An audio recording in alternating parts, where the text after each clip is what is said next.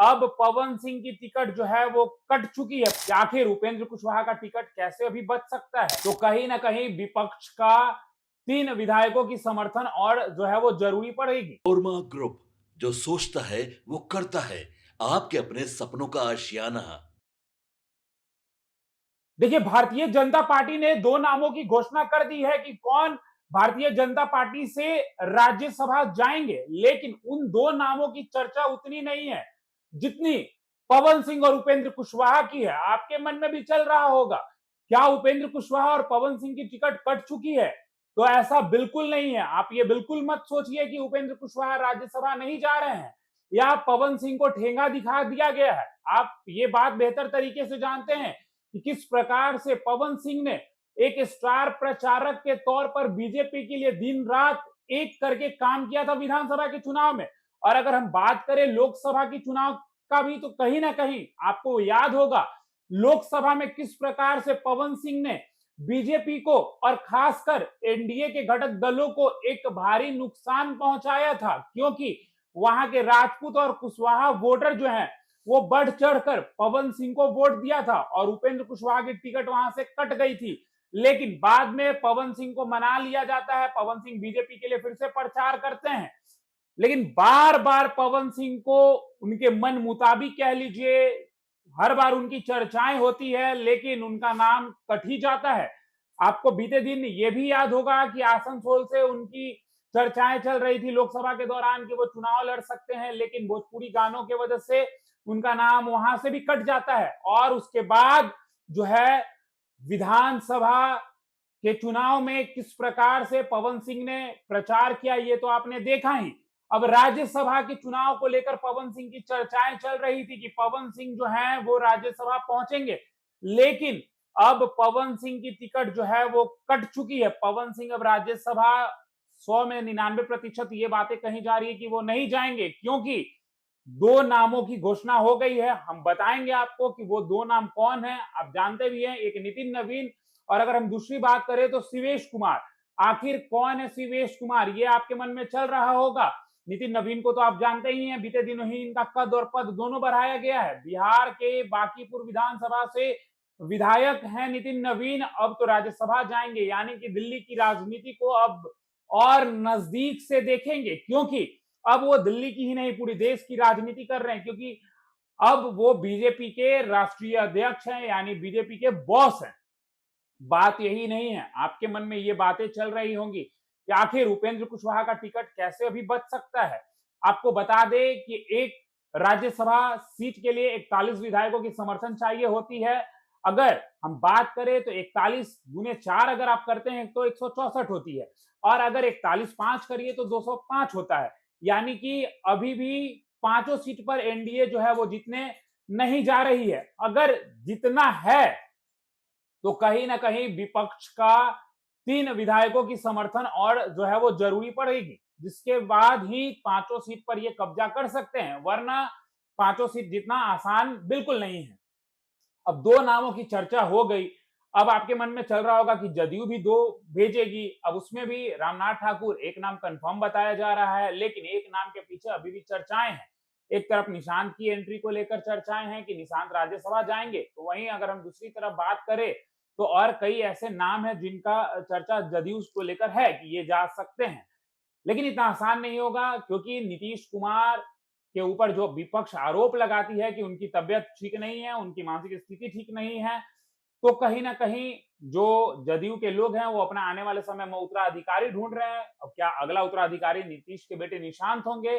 सूत्रों के हवाले से तो यही खबर निकल कर आ रही थी कि निशांत जो है वो तैयारी में है, 1-2 दिन के बाद यानी होली के बाद वो जदयू का जो है कहीं ना कहीं सदस्यता ले लेंगे, अपने पिता के साथ जुड़ जाएंगे, क्योंकि पिता के साथ तो जुड़े ही हुए हैं लेकिन सक्रिय राजनीति में जुड़ जाएंगे।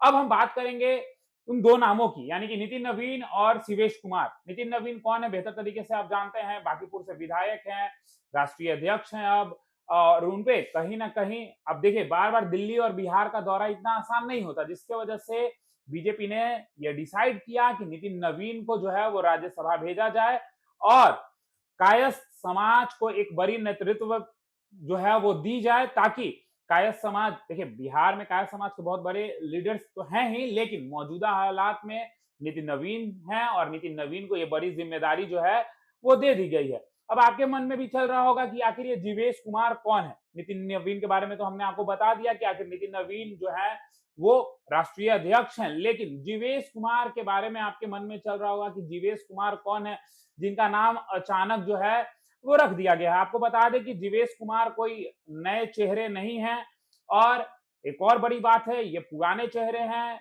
कद्दावर नेता हैं। आपको बता दें कि इनके पिता जो हैं वो केंद्रीय मंत्री रहे हैं, सांसद रहे हैं और जीवेश कुमार जो हैं वो दलित समाज से आते हैं।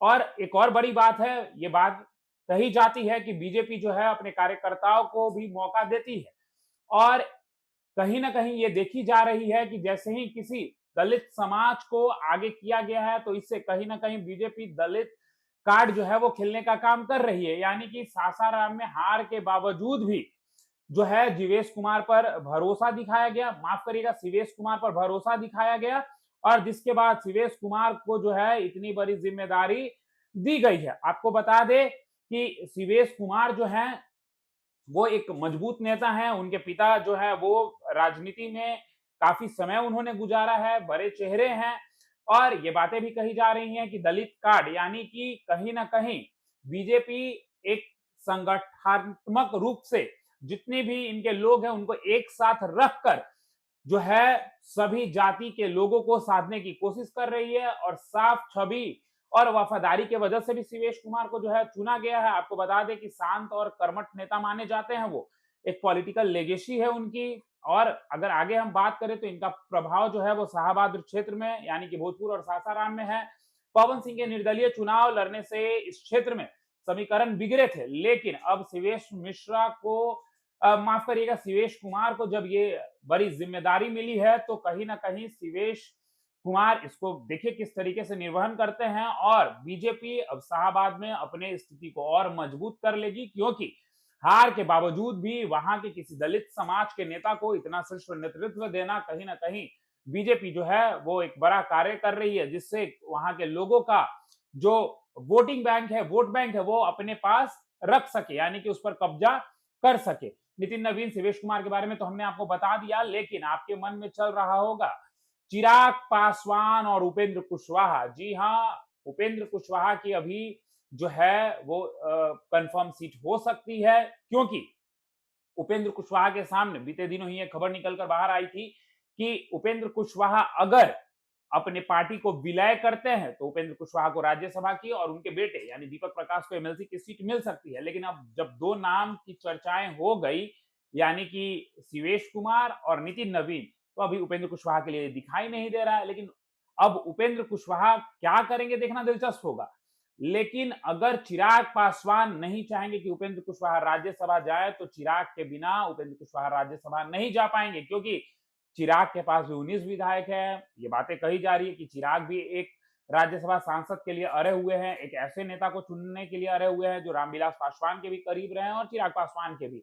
अब ऐसे में देखना होगा कि क्या चिराग पासवान उपेंद्र कुशवाहा के साथ टॉलरेट करेंगे और अपनी टिकट काटकर उपेंद्र कुशवाहा को राज्यसभा भेजेंगे या जिस तरीके से उपेंद्र कुशवाहा ने ये बातें रखी थी कि हमारी ये बातें हुई थी एनडीए में गठबंधन यानी कि चुनाव से पहले विधानसभा चुनाव से पहले हमने ये बातें रखी थी कि हमें एक एमएलए सॉरी माफ करिएगा एक एमएलसी का सीट और दूसरा जो है वो राज्यसभा की सीट चाहिए। लेकिन अब जिस तरीके से ये दो नामों की चर्चाएं तेज हो गई यानी कि शिवेश कुमार और नितिन नवीन, शिवेश कुमार की नाम की चर्चाएं बिल्कुल नहीं चल रही थी और बीजेपी इसी के लिए जानी जाती है। जब भी कुछ ऐसा होता है तो बीजेपी एक ऐसा नाम देती है जो कहीं चल नहीं रहा होता है। अब शिवेश कुमार को भेजकर कहीं ना कहीं दलित कार्ड और उस समाज को अपने पक्ष में करने के लिए बीजेपी मजबूती से लग गई है। अब पवन सिंह क्या करेंगे? तो देखिए पवन सिंह के लिए ये बातें कही जा रही है कि आने वाले समय में चाहे तो लोकसभा का जो 2029 में चुनाव है तो सासाराम या काराकाट से जो है वो पवन सिंह को मौका मिल सकता है या तो फिर एमएलसी बनाए जा सकते हैं। अब सब कुछ देखना दिलचस्प होगा। फिलहाल इस खबर में इतना ही। बने रही भारत लाइव के साथ। धन्यवाद। आपके सपनों को हमने सजाया है, ई होम्स पैनोरामा को हमने बनाया है। ई होम्स मेरा एक सपना था जिस पे मैं पिछले 4 साल से काम कर रहा था। हमने जो बनाया है वो सबने है माना। ई होम्स पैनोरामा में हो आपका भी आशियाना। और फाइनली हमने 2021 में इस प्रोजेक्ट को लॉन्च किया। बहुत लोग अप्रिशिएट कर रहे हैं कि पूर्णिया जैसे शहर में, बिहार के, एक तो बिहार की बात करें उसमें भी पूर्णिया जैसे छोटे जगह में इस तरह का लाइफस्टाइल देना, ये सुन के हम लोगों को बहुत अच्छा लगता है। ई होम्स में हमने कुछ और भी किया है, जैसे हम जिस जगह में रह रहे हैं हमारे फैमिली सिक्योर हो, उनको सिक्योरिटी का ध्यान में रखा है। आपकी सुविधा और सुरक्षा आपके लिए खास है, ये आपका विश्वास है। इसमें आर्टिफिशियल इंटेलिजेंस का 7 लेयर सिक्योरिटी का हमने इस्तेमाल किया है। लस ग्रीन कैंपस को बनाया है। यदि हमारा बाउंड्री वाल है तो वो वर्टिकल गार्डन है। ये जितनी भी फैसिलिटी होता है एक इंटरनेशनल टाउनशिप में, ई होम्स है, ये हम लोग विश्वास नहीं कर पा रहे हैं। जो भी हमारे मित्र, दोस्त या जो भी हमारे बाहर के बाहर आते हैं तो हम लोगों को बहुत अच्छा सुनने को मिलता है और बहुत अच्छा क्रेडिट मिल रहा है। वो सारा हमने सिर्फ एक बिल्डिंग नहीं बनाया, हमें एक बहुत अच्छा लाइफस्टाइल दिया ई होम्स में, और मेरा एक सपना था जिसको मैं आज फुलफिल होते हुए देख रहा हूँ। ये आपका आवास है। ई होम्स पैनोरामा में अब आपका निवास है। E homes panorama, luxurious lifestyle redefined. Panorama group, जो सोचता है वो करता है। अगर ये वीडियो पसंद आई और वह बिहार के राजनीति और बिहारियत से सरोकार रखेनी तो सब्सक्राइब बटन दबा के चैनल के सब्सक्राइब कर ली। ओजे एगो घंटी बा, ओकरा बटन दबा देला से कुल सटीक और मारक खबर रुआ मुफ्त में मिल जाई। अगर रुआ पत्रकारिता के हमनी के नया प्रयोग में सहयोग कर चाहतानी तो ज्वाइन बटन दबा दी। पेटीएम नंबर नोट कर ली 9386816700।